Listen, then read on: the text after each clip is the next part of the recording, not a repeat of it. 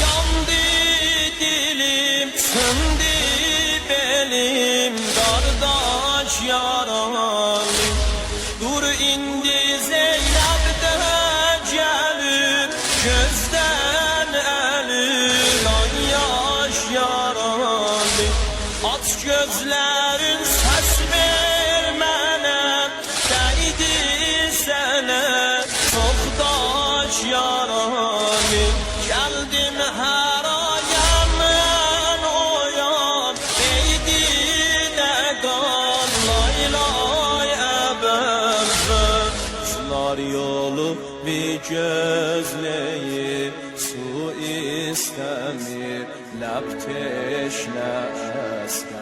Gül peykerin çok vurdular, ok vurdular, qavme sitemger.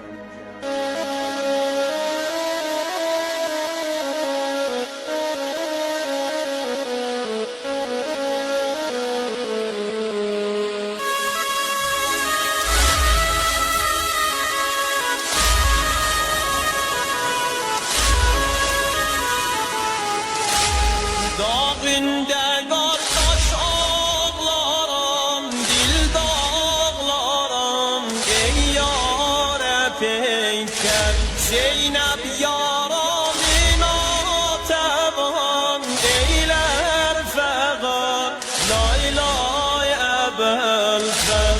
Kardeş yedip sağa solun, kardeş yedip sağa solun. Yoktur kolun, kolsuz yatıpsan, kol